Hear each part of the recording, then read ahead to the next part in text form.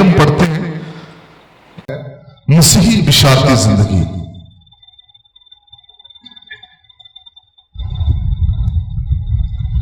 मसीही बिशारती जिंदगी, इसमें 3 टॉपिक हैं। एक है मसीही दुआया जिंदगी,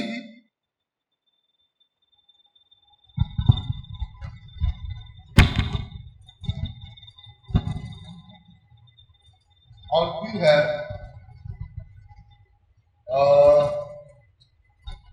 4 इसके टॉपिक हैं। एक है मसीही कलीसिया जिंदगी, मसीही इबादती जिंदगी, मसीही दुआया जिंदगी, और आज हम देखेंगे मसीही बिशारती जिंदगी के जो एक मसीही जिंदगी है वो बिशारती जिंदगी है और वो खुदा के हुजूर बिशारत देता है। हालेलुया। तो आपसे इससे पहले हम आगे बढ़े, कोई बता सकता है बिशारत का क्या मतलब है? खुशखबरी। अब आप बता सकते हैं खुशखबरी क्या है?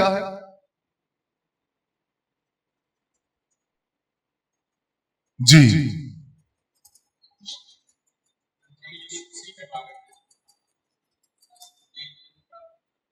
अंजील के मुताबिक चलना खुशखबरी है। यस। और कोई? यीशु मसीह के बारे में बताना।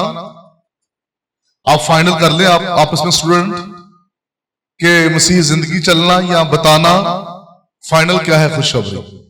आप देखें हम 10 लोग हैं या 12 यहां बैठे हुए हैं। चलना भी है, बताना भी है, ये खुशखबरी है। मसीह का मारकर जी उठना, ये खुशखबरी है। That's good. आप बिल्कुल थोड़ा सा करीब आ गए, लेकिन फुल एंड फुल नहीं आए। हमें पूरी खुशखबरी का पता होना चाहिए ना अपने।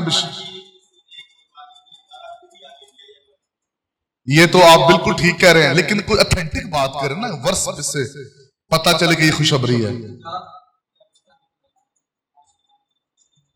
जी जी, बहुत अच्छा, सारी बातें ठीक है, लेकिन बताएं खुशखबरी का ऑथेंटिक रेफरेंस दें। देखें ये सारी क्या यहां पेश कर रहे हैं।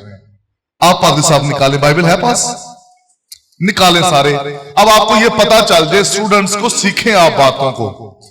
हमने कहा बिशारत का मतलब है खुशखबरी। कोई आपसे पूछ ले खुशखबरी क्या है, तो फिर आपको खुशखबरी का पता होना चाहिए बाय रेफरेंस। और आप देखिए पहला कुरिन्थियों 15वां बाब उसकी पहली आयत से, हाँ जी, पहला कुरिन्थियों 15वां बाब और उसकी पहली आयत से पढ़िए, आपको खुशखबरी का पता चल जाए खुशखबरी क्या है। पूरी खुशखबरी बुलंद आवाज से कोई भी पढ़े। पहला कुरिन्थियों 15वां बाब उसकी पहली आयत।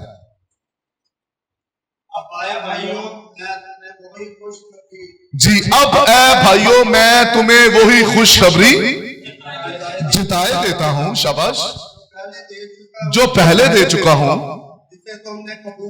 जिसे तुमने कबूल भी कर लिया था और जिस पर तुम कायम भी हो। वो क्या खुशखबरी है? पढ़े आगे। उसी के वसीला से तुम्हें निजात भी मिली। आगे। अब देखे खुशखबरी क्या है। बशर्त है कि वो खुशखबरी जो मैंने तुम्हें दी थी। अब क्या है खुशखबरी? गौर से सुनना है आपने। जी, याद रखते हो, वरना तुम्हारा ईमान लाना बेफायदा है। ये ऊपर वो बातें बता रहे हैं, अब वो आपको बताएगा खुशखबरी क्या है। जी पढ़िए।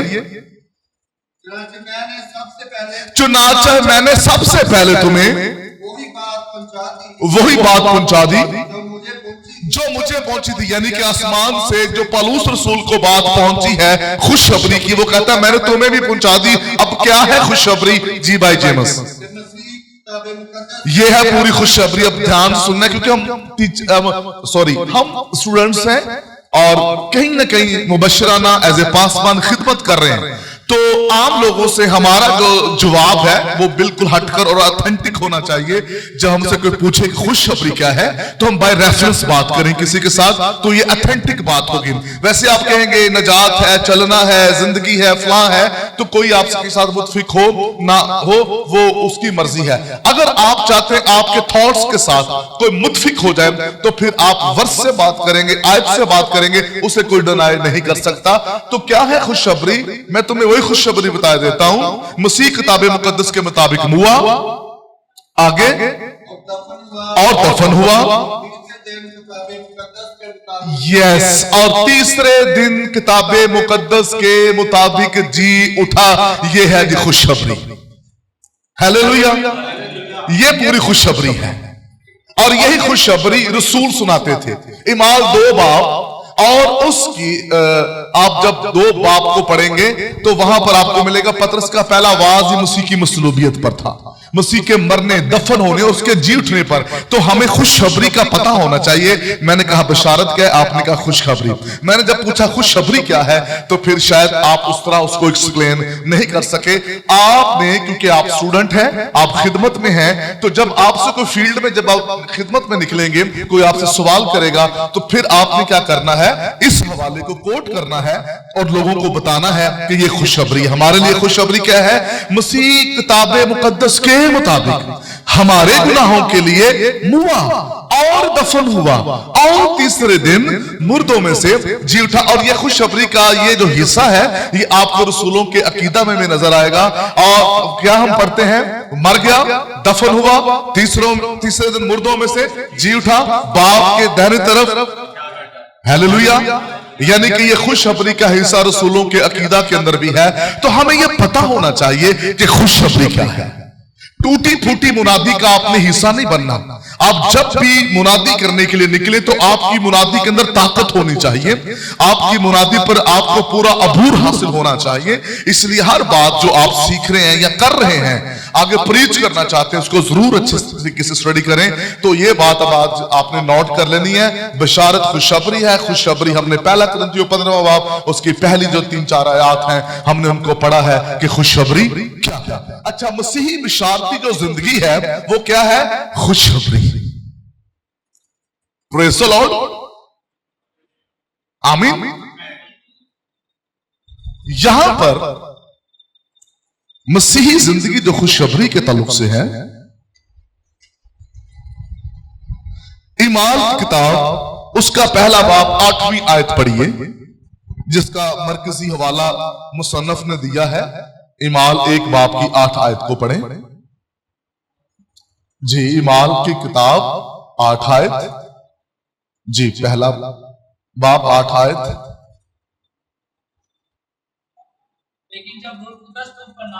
लेकिन जब रूह कुछ तुम पर नाजिल होगा तुम कुव्वत पाओगे। यरूशलेम, यहूदिया, सामरिया और दुनिया के इंतहा तक क्या होंगे मेरे? यस, जमीन की इंतहा तक मेरे गवाह होंगे। अब इस बात को आपने नोट करना है कि रूहुल कुद्स जब आपकी जिंदगी पर नाजिल होगा तो इसका काम है आपको कुव्वत देना। हालेलुया। और यह कुव्वत किस लिए होगी? यह कुव्वत इसलिए होगी ताकि आप गवाही दे सकें। और गवाही क्या है? यस, गवाही क्या है?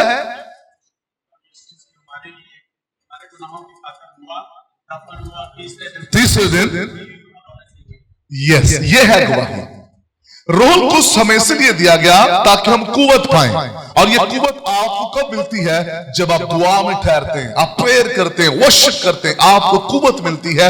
सम टाइम हम समझते हैं कि रूहुल कुद्स सिर्फ इसलिए दिया गया ताकि हम गैर जुबानें बोलें।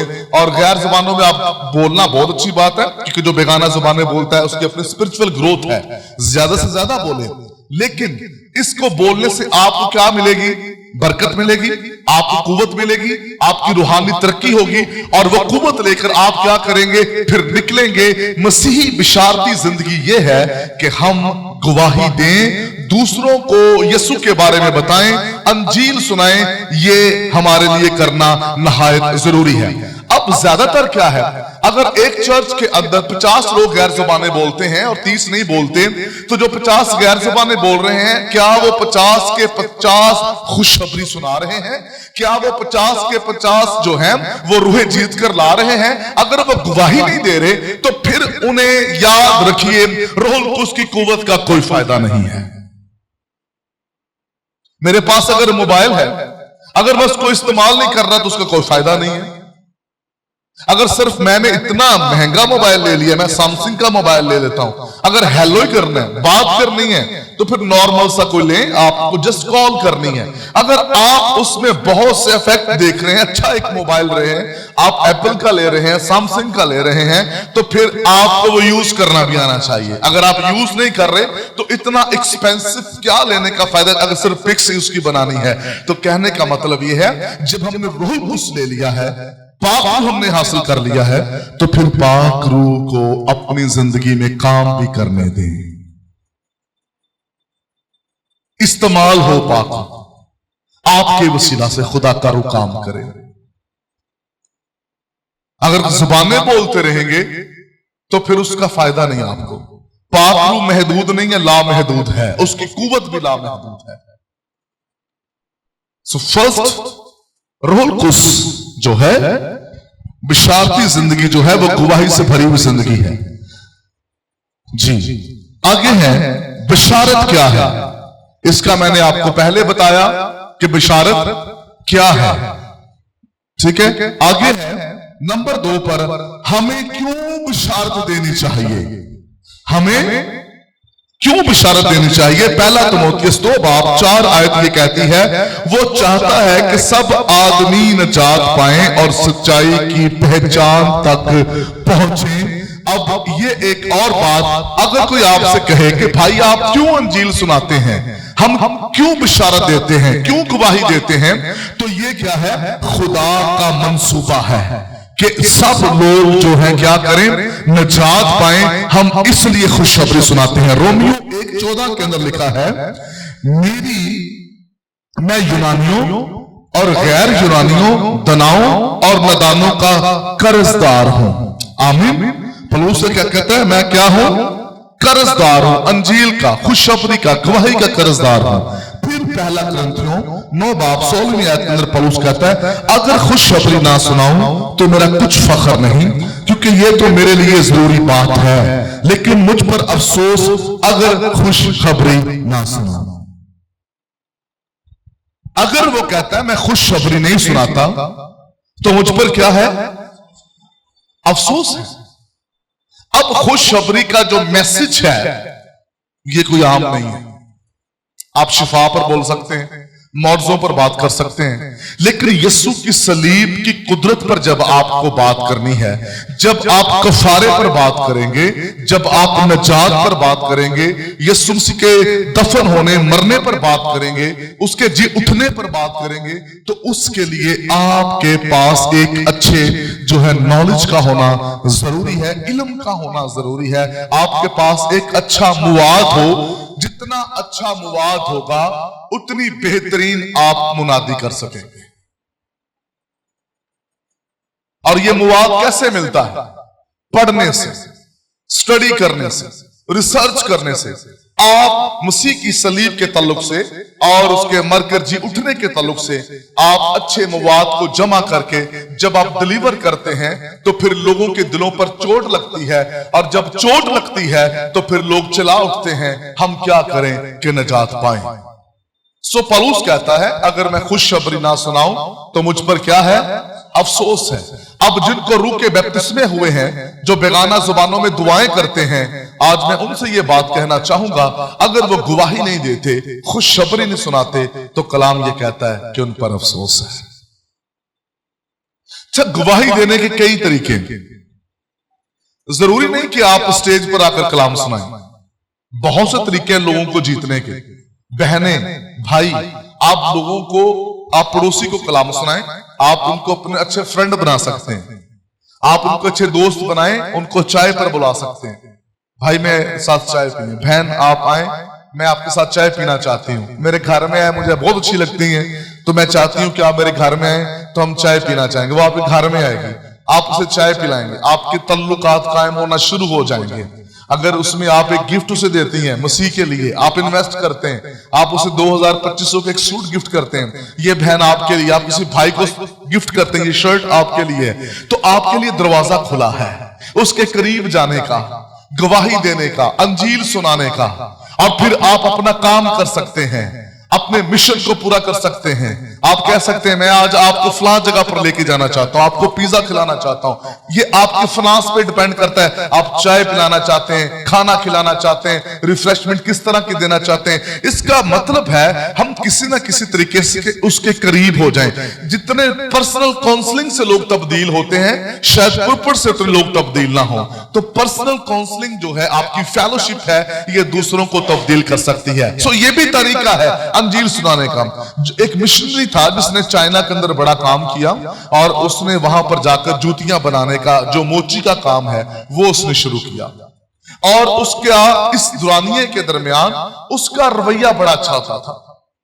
लोग उसके पास जब जूते पॉलिश करवाने के लिए, बनवाने के लिए जाते थे, तो उसके रवैये से बड़े मुतासर होते थे, और वो अपने रवैये से, अपने मिजाज से, अपनी गुफ्तगू से, रोजमर्रा की लाइफस्टाइल से वो लोगों को अपने करीब ले आया, और जैसे वो अपने करीब लाया, उसे मौका मिला कि वो मसीह मसलूब की मुनादी कर सके। समटाइम हमारा रवैया इतना खतरनाक होता है, हम पाक रूह की बात करते हैं, मैं रूह से भरा हूं, मैं चर्च जाता हूं, मैं लीडर हूं, मैं खादम हूं, इवेंजलिस्ट हूं, हमारे रवैये इतने सख्त होते हैं कि लोग हमारे करीब नहीं आते। हमारा स्टैंडर्ड इतना ऊपर चले जाता है कि लोग डरते हैं हमें अपने घर बुलाने पर भी। हमारी लाइफस्टाइल इस तरह का होता है कि खुशखबरी का हमारे लिए दरवाजा नहीं खुलता। हम किसी एक को अंजील सुनाना नहीं पसंद करते। किसी घर में बैठकर वहां पर 4, 5, 3 लोग अगर घर में हैं या 10 लोग हैं, तो वो रूहें हैं, आप बचा सकते हैं। हम पसंद करते हैं बड़ी क्रूसेड या संडे मीटिंग में हमें मौका दिया जाए, शायद फ्री में नजात का काम कर सकता हूं। आप हर रोज नजात का काम कर सकते हैं यीशु की तरह लिखा है, और यीशु शहर शहर और गांव गांव फिरता रहा और आसमान की बादशाही की तालीम देता रहा। तरीका है रूहें जीतने का, गवाही देने का, कि आप किस तरह रूहें जीत सकते हैं। आपका चर्च किस तरह मजबूत होता है, किस तरह आपका चर्च भरेगा। आप फील्ड वर्क में जाएं, कलाम सुनाएं, रूहों को जीत कर लाएं, और रूहों को जीत कर जब आप चर्च में लाएंगे, शायद लोग आपके चर्च नहीं आना चाहते, शायद उनका दिल नहीं करता चर्च में आने में, तो क्या ही अच्छी बात है कि जिससे पाक रूह की कुव्वत मिली है वो उन लोगों के घर चले जाए, ताकि उनको गवाही देकर, अंजील सुनाकर, खुशखबरी देकर आप उन्हें चर्च तक लेकर आ सकें। आज इसीलिए हमारी कॉलोनीज के अंदर उस तरह रिवाइवल नहीं है, बेदारी नहीं है, निजात का काम नहीं हो रहा, क्योंकि हमें स्टेज चाहिए। स्टेज के अलावा हम अंजील नहीं सुना सकते। जितना आप घर में बैठकर किसी के सवालों का जवाब दे सकते हैं, उसके माइंड को चेक कर सकते हैं, उसे जीत सकते हैं, वो बहुत बेहतर तरीका है। आप लोगों की मुश्किलों को देखते हैं, उनके मसाइल सुनते हैं, फिर आप उनको उनसे निकालते हैं, उनको मसीह के पास लाते हैं, तो इस तरह वो यीशु मसीह पर ईमान लाकर हमेशा की जिंदगी का वारिस बन जाता है। हम बिशारत कैसे दें? हालेलुया। तो ये बिशारत देने का तरीका है। दूसरा, बिशारत क्यों दें? ये हम पर फर्ज है, ये हम पर कर्ज है। हमने बिशारत देनी है, गवाही देनी है। हमारे पास टाइम नहीं है अपनी स्टडी के लिए, हम दूसरों को क्या गवाही देंगे? सो ये है तरीका। एक मसीही जो जिंदगी है वो बिशारती जिंदगी है, और बिशारती जिंदगी में हमें गवाही देना है।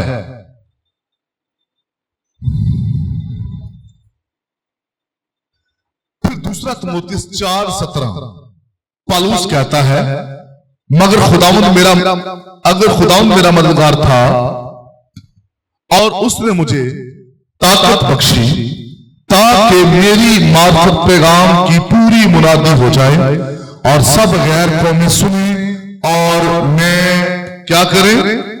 शेर के मुंह से उनको छुड़ाऊं।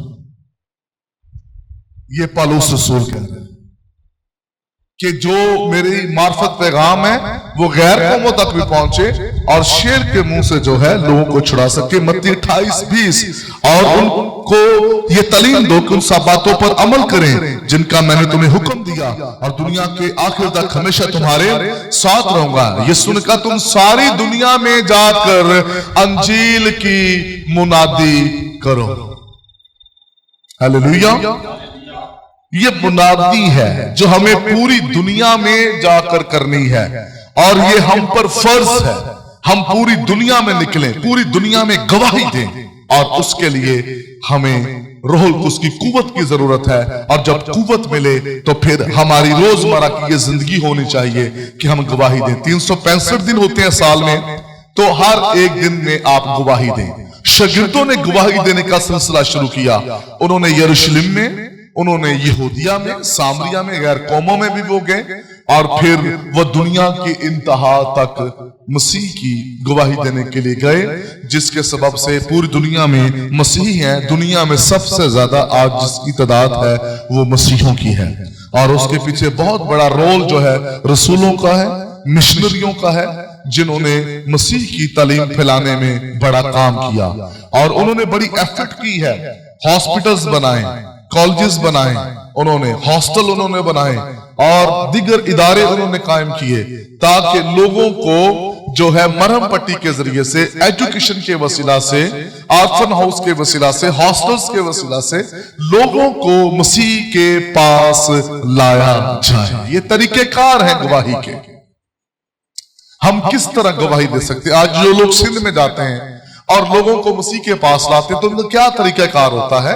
वो लोगों को सपोर्ट करते हैं, पानी की सूरत में, घर की सूरत में, अनाज की सूरत में, जब उनके पास फनास होता है, ताकि वो लोगों को मसीह के बारे जो है वो तालीम दे सके, गवाही दे सके। सो ये तरीका है गवाही सुनाने का, अंजील सुनाने का, कि आप किस तरह लोगों को मसीह की सलीब के पास ला सकते हैं। हम कैसे खुशखबरी फैला सकते हैं, इसका मैंने अभी आपको बातचीत हम कर रहे थे। और हम लोगों का चुनाव करें, इंतखाब करें, और फिर एक और खास बात है, दूसरों के लिए मुसलसल दुआ करें। जिस शख्स को आप टारगेट करना चाहते हैं, जिस फैमिली को आप टारगेट करना चाहते हैं खुशखबरी के लिए, तो उसके लिए आप क्या करें? प्रेयर में जाएं। खुदावन, जब मैं इस भाई से, बहन से, इस फैमिली से तेरे कलाम की गुफ्तगू करूं, तो फिर इनकी जिंदगियां तब्दील हो, उनके लिए रोजा रखें, उनके लिए दुआ करें। जब आप दुआ करेंगे, रोजा रखेंगे, तो आपके पास इतनी कुव्वत आ जाएगी, और खुदा ऑलरेडी उनके जहनों को आपके लिए तैयार कर देगा कि जब आप गवाही देंगे तो वो एक्सेप्ट करेंगे, और इस तरह वो खुदा यीशु मसीह पर ईमान लेकर आएंगे। फिर नंबर 3 पर जीन जो है, यहां पर उनसे रिफाकत रखने से। क्या करने से? तो रिफाकत कैसे रखेंगे लोगों से? उनके घरों में जाकर उनसे मिलकर आप रिफाकत रख सकते हैं। आपकी रिफाकत दूसरों को जो है वो तब्दील करती है। यीशु से भी रिफाकत रखते थे, मरियम से, मार्था से, और रिफाकत ने उनका ईमान इतना बढ़ा दिया था, वो कहने लगे, यीशु मसीह अगर तू यहां होता तो हमारा भाई ना मरता। रिफाकत के अंदर बड़ी कुव्वत है। आपकी फेलोशिप दूसरों पर असर छोड़ती है, अपना रंग छोड़ती है, और इसलिए फिलिप्पस जो है, नतनएल जो है, ये भी यीशु मसीह से मिलने के ख्वाहिशमंद है। यूहन्ना की इंजील में यूनानी यीशु मसीह से मिलना चाहते हैं। तो आपकी जो फेलोशिप है ये दूसरों को क्या कर देती है? तब्दील कर देती है। अच्छा, लूका तबीब जो था, पलूस रसूल इससे इलाज करवाने के लिए आया था,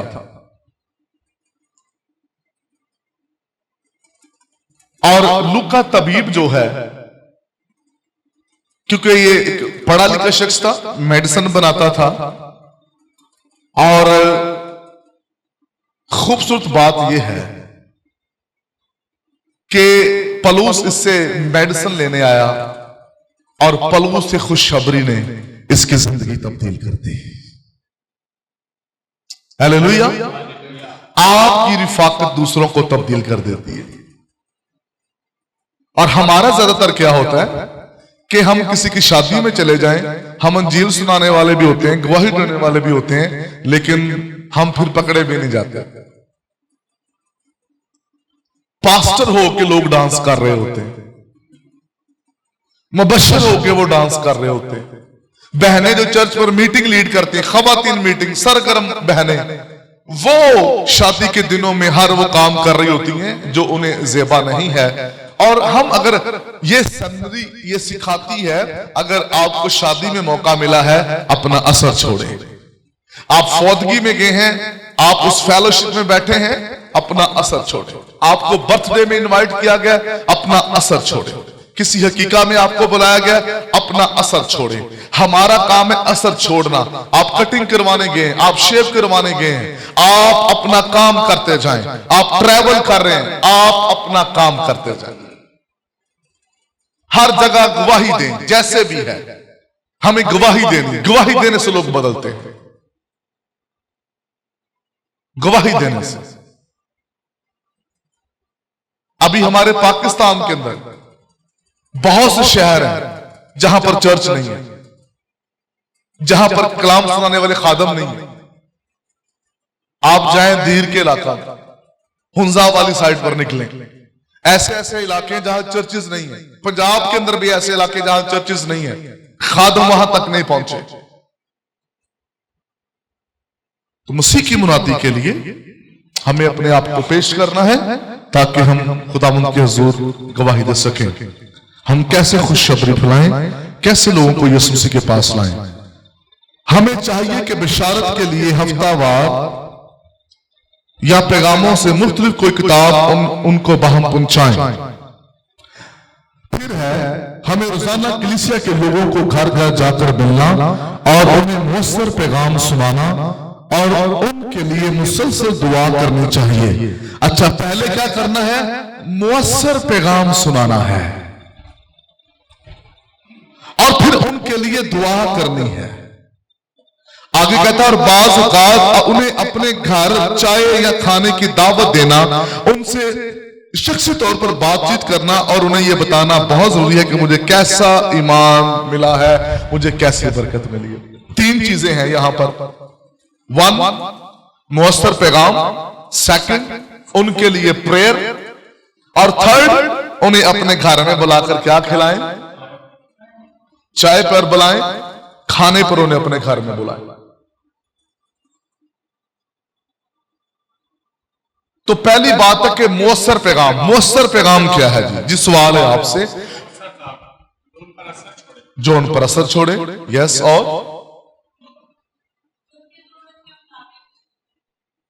जी मुयस्सर पैगाम।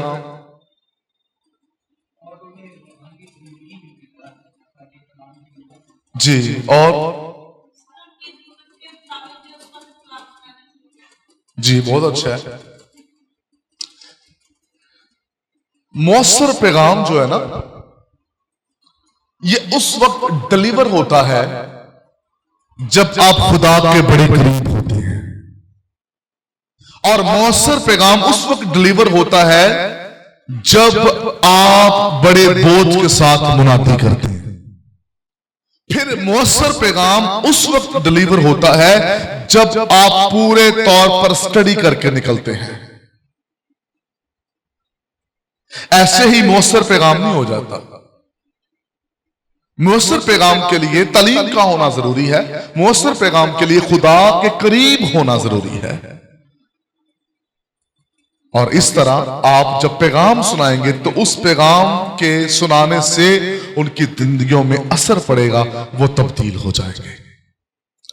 सेकंड ये है कि जो आप कलाम किसी घर में या जिंदगी में सुनाकर आए हैं, जब एक दुआ वो है जो आपने वहां उस घर में उस जगह पर की, जब आप वापस आ जाएं अपने घर में तो फिर उन नामों को सामने रखकर दुआ शुरू कर दें जो आप पैगाम सुना करें। खुदावंद, जो मैंने पैगाम सुनाया, मैंने ये वहां सुनाया, खुदा वो जिंदगियों में असर करे, रात दिन तेरा कलाम उनका पीछा करे, उनके दिल उनकी हालतें बदलें।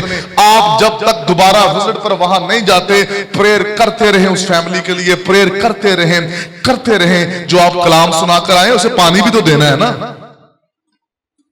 बीज तो बो के आए हैं, अब पानी कैसे देंगे? पानी जो है वो दुआ की सूरत में आप दुआ उनके लिए मुसलसल करेंगे, भाई जी बड़ा कलाम सुनंदा है, ओ इन्ना ते कोई नहीं असर करना, क्योंकि हमें अभी तक गवाही देना आई नहीं है। बिशारत का तरीका कार का नहीं हमें पता। मुनादी सख्त दिल से नहीं होती, सख्त रवैये से नहीं होती, ये पैशन है, ये आंसुओं भरा दिल है, बोझ के साथ हमें मुनादी करनी है ताकि हम दूसरी रूहों को मसीह के पास ला सकें। और कैसे ला सकते हैं? उनके घर में जाएं, मुअस्सर पैगाम छोड़कर आए और वापस आकर उनके लिए दुआ करें, उनके लिए रोजा रखें। खुदावंद मैं तेरा कलाम ला तब्दील है, इनकी जिंदगियों में असर करे। तो इन्हें कलाम जिस भी रूप में आता है वो असर दिखाता है। यकीन जाने आपकी जो प्रेयर है, आपकी जो दुआ है, वो जो कलाम आप बीज बोकर आए हैं उसका असर होगा। फिर जब आप संडे सर्विस में मैसेज सुनाते हैं, जो पैगाम आपने संडे सर्विस में सुनाया है, पूरा हफ्ता उसके लिए दुआ करें। खुदा संडे सर्विस में जो पैगाम सुनाया गया है वो जिंदगियों का पीछा करे, वो असर करे, जिंदगियां तब्दील हो। फिर जब लोग नेक्स्ट संडे आएंगे तो उस पैगाम ने उनकी जिंदगियों में असर कर दिया होगा और अगला मैसेज सुनने के लिए वो बेदार होंगे। क्योंकि हमारे पास टाइम नहीं है हम किसी के लिए प्रेयर कर सकें, किसी को स्पेशल याद कर सकें। हम क्योंकि विजिट हमारे होते हैं, दीगर हमारी फेलोशिप्स होती हैं, लेकिन जो कुछ हमारी सुपुर्दारी चीजें की होती हैं दयानतदार समझकर हम उसको उस तरह कर नहीं पाते। फलमून का एक ही खत है, पौलुस रसूल ने कैद के अंदर वहां पर डिसाइपल तैयार किए हैं। वो खुद कैद के अंदर बेड़ियां लगी हुई हैं, लेकिन डिसाइपल तैयार करके वो कलीसिया में भेज रहा है, जाके वो मुनादी करें, मसीह की गवाही दें। अंडरस्टैंड कर रहे हैं कि मुनादी क्या है? हम ज्यादातर उनके लिए दुआ करते जो बीमार होते हैं। हमारी शख्सी प्रेयर में वो फैमिलीज होती हैं जो बीमार, लाचार, बेबस, जॉबलेस होती हैं, हम उनके लिए प्रेयर करते हैं। हमें ये भी याद, साथ दरख्वास्तें जरूर याद रखें, लेकिन सबसे ज्यादा जो आपको दयानतदारी का तोड़ा दिया गया है, जो आप बीज बो कर आए हैं, उसके लिए दुआ करें। उसका रिजल्ट नहीं आ रहा, फिर दुआ करें कि नहीं खुदावंद जो मैंने कलाम सुनाया मुझे इसका रिजल्ट चाहिए, मुझे इसका रिस्पॉन्स चाहिए खुदावंद। तो फिर आपको उसका रिस्पॉन्स आना, उसका फीडबैक आना शुरू हो जाएगा। ये तरीकाकार है। नंबर 3 पर वो क्या कहता है? चाय पर बुलाएं, अपने घर खाने पर। ज्यादातर क्या होता है, खादम ही को चाय पे बुलाया जाता है, खादम ही दूसरे घरों में खाने के लिए जाता है, लेकिन उसने कभी अपने घर चाय या खाने पर इनवाइट नहीं किया। आप जिस कलीसिया खानदान को बदलना चाहते हैं, जिसकी आप जिंदगी में तब्दीली चाहते हैं, उसे करीब कर लाने के लिए अपने घर में बुलाएं, उसे खाना खिलाएं, साथ साथ अपना जो मसला है वो शेयर करते जाएं, ताकि वो काम उनकी जिंदगियों में पूरा हो सके। सख्त नहीं होना चाहिए हमें। कभी कभार हम बड़े सख्त रूहानी हो जाते हैं और उसका नुकसान होता है। ऐ बंदा तो मेरे घर नहीं बढ़ सकता। खादम का घर तब्दीली का घर है। हालेलुया।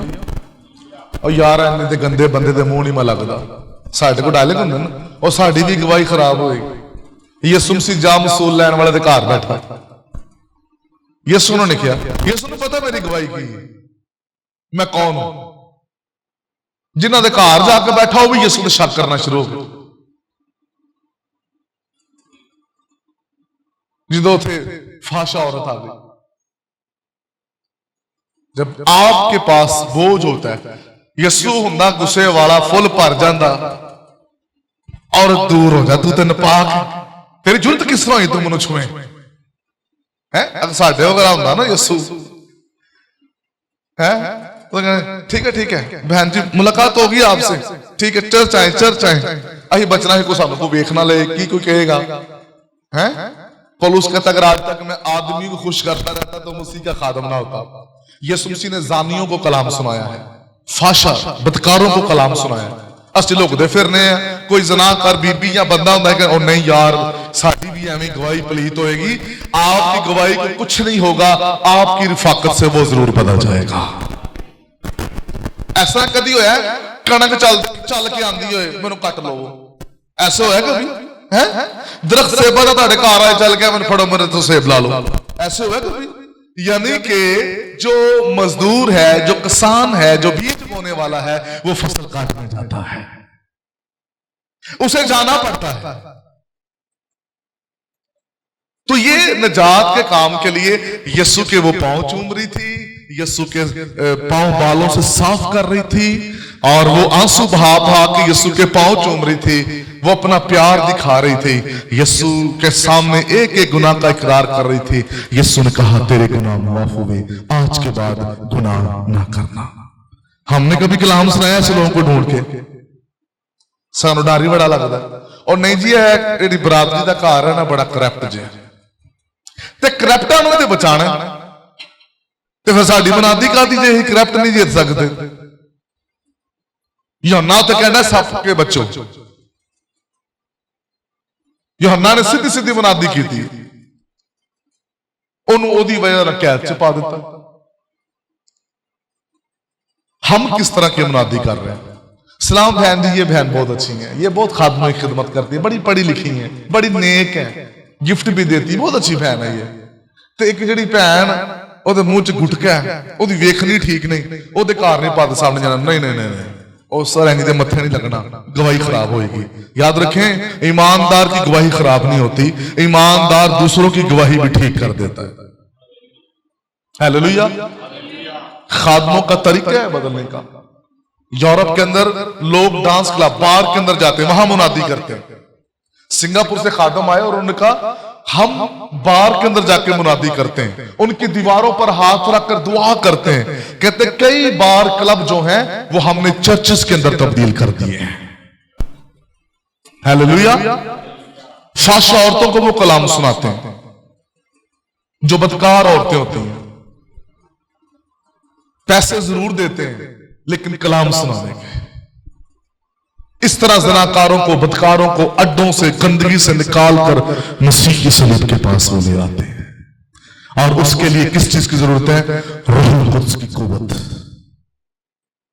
मुअस्सर स्टडी, मुअस्सर तालीम, बोझ। आप किस तरह लोगों को यीशु के करीब लेके आ सकते हैं? आमीन।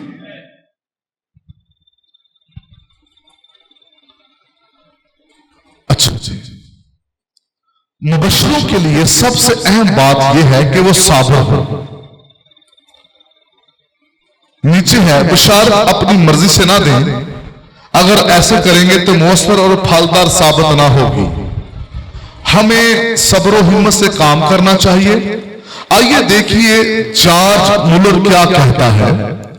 मैंने नवंबर 1984 ईस्वी से 5 अफराद की तब्दीली के लिए दुआ करना शुरू की कि वो तौबा करके यीशु को कबूल करें।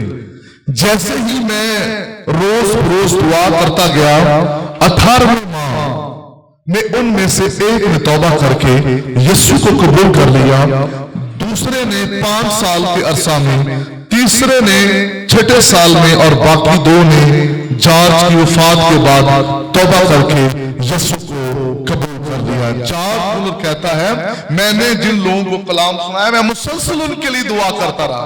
और कहता है उनमें से एक शख्स 18 माह में तब्दील हुआ, दूसरा 5 साल में, तीसरा 6 साल में। और कहता है जो लोग रह गए थे मैं मर गया।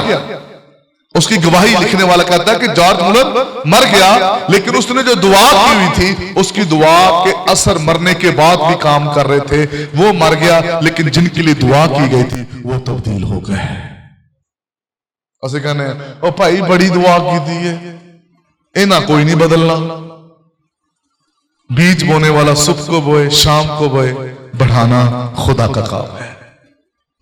हम अपना काम करते रहे, जब तक जिंदा है ना उस रूह के लिए दुआ करते रहे, चाहे 10 साल लग जाए, दुआ जरूर करते रहे। एक दिन आएगा वो बदल जाएगा। आप दुनिया में नहीं होंगे, वो एक बाबरकत खात्मा होगा।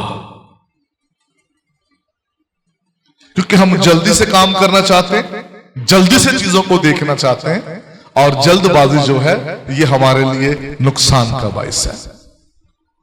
यकीन करें, एक क्रूसेड करने में कितने पैसे लगते हैं? लाखों रुपया लगता है। मैं कहता हूं उन लाखों रुपयों को सही इस्तेमाल किया हो ना निजात के काम के लिए, कई लोगों को हम यीशु के पास ले आए। ये एक होता है पावर शो। क्रूसेड जो होता है बड़े बड़े, इसे पावर शो कहते हैं, अपनी पावर दिखाना हम कहां तक पहुंच गए। असल निजात का काम होता है चर्च में, जहां आप लोगों के मसले सुनते हैं और उनका हल निकालते हैं। और फिर असल काम उस वक्त होता है जब आप डोर टू डोर विजिट करते हैं, लोगों के पास जाते हैं, तो आप लोगों को जीतते हैं। अगर आपने एक बड़े क्रूसेड में 1 करोड़ रुपया लगाया है, अगर 1 करोड़ रुपया वो 2-3 गलियों में आप इस्तेमाल करें, आप उनकी नीड्स देखें, आप उनके मसलों को हल कर दें, यकीन करें आप 2-3 गलियों को तब्दील कर देंगे। जब आप खुदा का पैसा दुरुस्त इस्तेमाल करते हैं, तो फिर उस दुरुस्त पैसे से आपको रिजल्ट्स भी मिलते हैं। सो हमारे ऊपर यह रिस्पॉन्सिबिलिटी है कि हम मसीह मसलूब की गवाही दें, मुनादी करें और बिशारती जिंदगी गुजारें। हालेलुया। कौन सी जिंदगी गुजारनी है? बिशारती जिंदगी गुजारनी है। बिशारती जिंदगी के ताल्लुक से कोई सवाल है तो आप कर सकते हैं, जो मैं पढ़ा रहा हूं। अभी जो हमने पढ़ा है, इसके ताल्लुक से, गवाही के ताल्लुक से जो चैलेंजेस आपको दरपेश हैं, आप समझते हैं कि ये प्रॉब्लम